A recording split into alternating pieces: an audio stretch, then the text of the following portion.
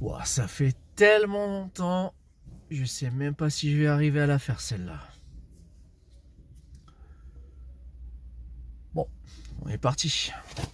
Twip, bonjour et bienvenue sur Alricoscope, la chaîne faite avec le cœur et tournée avec les pieds. Je sais même pas si cette phrase a encore du sens. J'espère que vous allez bien, ça fait plusieurs mois maintenant que je n'ai pas fait de vidéo sur la chaîne, vous avez pu le remarquer.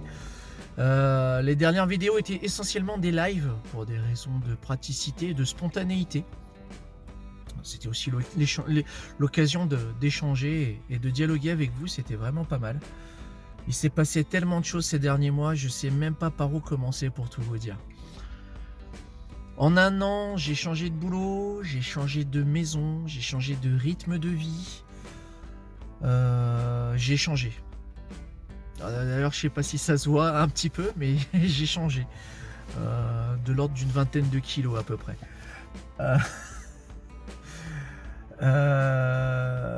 On va commencer cette vidéo pour souhaiter la bonne année. On est encore au mois de janvier, même si généralement les Français souhaitent encore la bonne année jusqu'à mi-février. Je vous souhaite d'abord la santé. C'est quelque chose qu'on a un peu trop tendance à négliger dernièrement. Plus que jamais, et plus le temps passe, plus on s'attarde à dire la santé finalement. C'est quand même pas mal. De prendre soin de vous, de prendre soin de vos proches, de vous souhaiter plein de belles choses en dépit de tous les tombereaux de merde qui nous tombent sur le coin de la gueule. Au moment où je tourne cette vidéo, un incendie d'une ampleur cataclysmique, je serais même tenté de dire, est en train de s'abattre sur la Californie. Des images très impressionnantes ont circulé sur le web, notamment les fameuses lettres d'Hollywood en feu. Non, ce n'est pas le tournage d'un film, non, ce n'est pas le tournage d'une série quelconque, c'est bel et bien la triste réalité. Des images vraiment choquantes, très impressionnantes. C'est pas très bien, c'est pas très funky comme début de vidéo. Je vous l'ai dit, ça fait longtemps que j'ai pas repris la main de parler face caméra. Vous m'excuserez. Cette vidéo a pour but de faire un petit topo de pourquoi je me suis absenté pendant toutes ces semaines-là. Et aussi de vous parler d'un projet sur lequel je me suis lancé. Un petit projet qui a pris un tout petit peu d'ampleur, dans une moindre mesure. Et je vais y revenir juste après. Comme je l'expliquais, j'ai changé de boulot. Donc je suis passé de tatoueur à illustrateur / responsable de magasin. Donc je suis à la tête d'une équipe, une petite équipe, on est 3, moi inclus. Un jeune magasin qui a ouvert le 16 mars dernier. Et ça se passe bien. Ça se passe bien, c'est très intense. J'apprends plein de choses. Plein de petites choses à perfectionner, à corriger. Mais là où je prends vraiment du plaisir, c'est la relation client. Vraiment, c'est là où je m'aperçois que prendre le temps de discuter, de dialoguer, c'est vraiment un truc qui me plaît. En parallèle, je dessine. Alors, vous avez peut-être pu vous en apercevoir sur les autres réseaux. Je n'ai pas fait de set de cartes dernièrement parce que j'ai déménagé. C'est la principale raison. J'ai changé d'une maison à étage à une maison plein pied pour des raisons évidentes de confort plus qu'urgent et de praticité pour mon épouse qui, je le rappelle, est handicapée. Et ça nous change la vie, clairement. Alors je suis en race campagne, je change d'une petite ville de 2000 habitants à un petit village de 600. Par contre, quand j'ouvre la fenêtre, j'entends les chevaux hennir et il y a une petite colline façon Ghibli qui s'ouvre devant moi et ça change du panorama auquel j'étais habitué pendant toutes ces années. Mais ça nous a fait du bien. Le déménagement a été beaucoup plus compliqué à gérer, chaotique. serait le terme approprié. À l'heure où je vous parle, mon atelier de dessin qui était prévu n'est toujours pas mis en place. Encore que là, j'ai vu que mon fils m'a envoyé des images aujourd'hui et a tenu à faire une petite surprise. Il a essayé de m'arranger, de m'agencer un petit coin sur lequel je puisse poser mes affaires. Mais les lives que je compte reprendre ne seront pas pour tout de suite. Parce que oui, le retour des lives vont reprendre. Vont revenir. Je sais plus comment je parle, le vieux François.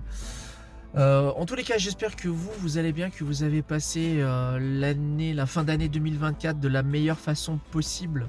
Encore une fois, en dépit de tout ce qui se passe autour de nous. 2025, sur le plan cinématographique, j'ai envie de vous dire que dernièrement, le cinéma, c'est pas pour demain que je vais y retourner. Sur mes expériences de visionnage, je pense que pour le moment, je vais beaucoup freiner. Je vais surtout essayer de découvrir ou de redécouvrir des films que j'ai dans ma collection de DVD et de Blu-ray. Parce qu'il y en a pas mal que je n'ai pas encore vu. Je donne un exemple tout bête, hein, le film Bullitt de Steve McQueen. Toujours pas vu. Je sais, c'est une honte. Mais je compte rattraper la chose très prochainement. D'ailleurs, à ce sujet, je suis sur le réseau social Letterboxd, qui est un réseau qui fait la part belle justement aux films, où on partage justement des expériences de visionnage, on peut commenter, mettre des avis, mettre des étoiles, ce genre de choses, comme un vrai critique de cinéma, ce qui n'est absolument pas mon cas. Moi, tout ce que j'essaye, c'est de vous donner envie et de vous expliquer pourquoi j'ai aimé ou ne pas aimé telle ou telle chose. Je n'ai pas pour vocation de plomber ou d'encenser un film, mais juste de vous partager le plaisir que j'ai pu avoir à découvrir telle ou telle œuvre. Sur le plan de la lecture, et là c'est le gros point noir, et j'en suis vraiment... je me mettrai des tartes. D'ailleurs, voilà. J'ai pas assez lu l'année dernière. J'ai vraiment pas assez lu. Je m'en suis rendu compte parce que ma faculté de concentration a très fortement diminué. C'est bête, hein, mais plus tu lis, plus tu te rends compte que tu as l'esprit de plus en plus vif, de plus en plus aiguisé. C'est l'impression que ça me donne en tous les cas. En tous les cas, ça marche sur moi. Et je me rends compte que j'ai passé beaucoup trop de temps sur les écrans. Et du coup, vers la fin 2024, je me suis écarté de tout ça pour revenir au papier, au réel. C'est la raison de ceci que je vais évoquer juste après. Donc la raison pourquoi je suis pas sur la chaîne d'Alericoscope à vous partager mes expériences de lecture, c'est parce que pas le temps avec le déménagement et le travail, et pas suffisamment de matière à développer ou qui justifierait le temps de me poser devant la caméra et de vous parler de pourquoi j'ai aimé ou pas aimé telle ou telle chose. Dans un second temps, je me suis lancé dans le Dirty Comic, le mini comic book. Ça a été l'occasion de quelques sujets sur les lives que j'ai pu faire dernièrement. Putain, je vous parle de ça, mais ça date. Je crois que le dernier live doit remonter à. Je crois que c'est au mois de mai. Ouais, ça doit être quelque chose comme ça. Avril-mai. Putain, c'est honteux. Putain, c'est scandaleux. Du coup, j'ai sorti ceci. Alors ça, là, vous le voyez peut-être, mais c'est un second printing. Puisque Max Faraday on a fait un coup de projecteur sur sa chaîne. Et Max, si tu regardes cette vidéo, franchement merci gars, parce que pratiquement toutes mes ventes je les dois grâce à toi. Alors c'était un petit tirage, hein, une vingtaine d'exemplaires, mais les 20 sont partis. Et ça c'est cool. C'est cool, donc j'ai lancé cette deuxième impression pour le numéro 1. Le numéro 2, que je n'ai pas là avec moi, est également disponible. Donc ça se présente comme ceci, c'est un petit format pocket. Le premier numéro comporte mine de rien quelque chose comme... J'ai même pas numéroté les fins de page. 17, 18. Il y a 20 pages sur le premier numéro, mais à partir du numéro 2, c'est beaucoup plus fin. Pour revenir justement au format des 8 pagers à l'époque, qui n'étaient que 2 feuilles agrafées, d'où les 8 pages. Là en l'occurrence il y en a 10 quand même, faut quand même pas déconner. Donc on passe de 20 pages à 10, donc moitié moins. Ça parle d'un personnage que j'ai inventé de toutes pièces, dans une histoire que j'ai inventée de toutes pièces, avec quand même des inspirations, hein, voilà, on va pas se cacher. On a une splash page. Je ferai probablement une vidéo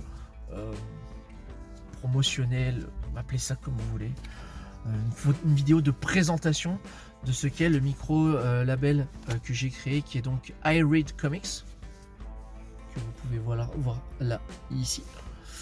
Donc la corner box ici et le titre que vous avez là, ce sont des tampons personnalisés que j'ai créés, donc que je tamponne là-dessus. Je ferai peut-être des vidéos de making of quand je pourrai le faire. Donc ce premier numéro, de quoi ça parle? Ça parle d'une jeune femme qui s'est fait flouer, qui a perdu son job, qui a perdu sa bien-aimée, qu'elle retrouve complètement tabassée un soir à Central Park par deux criminels, et après ça part en cacahuète, quoi, tout simplement. C'est violent, c'est gore, il y a du sang, il y a de la tripaille, il y a des jurons, donc ce n'est pas à mettre entre toutes les mains.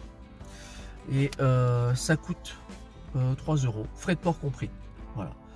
Donc si vous n'avez pas eu votre exemplaire, alors c'est entièrement en anglais parce que less is more, qui peut le moins peut le plus. En gros, en anglais, je peux mettre beaucoup plus d'infos avec beaucoup moins de mots. Et puis c'est aussi pour moi une manière de rendre à César ce qui est à Billy the Kid. Cette phrase n'a aucun sens. Et puis voilà. Le numéro 2 est dans les tuyaux, enfin, il est disponible. Le numéro 3 est déjà en cours de réalisation et qui devrait sortir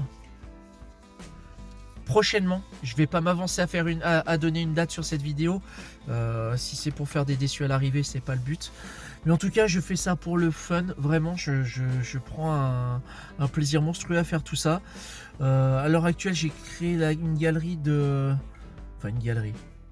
J'ai créé quelque chose comme 7 ou 8 personnages qui chacun va avoir droit à 3 histoires complètes, indépendantes les unes des autres. Il n'y a pas véritablement de fil conducteur.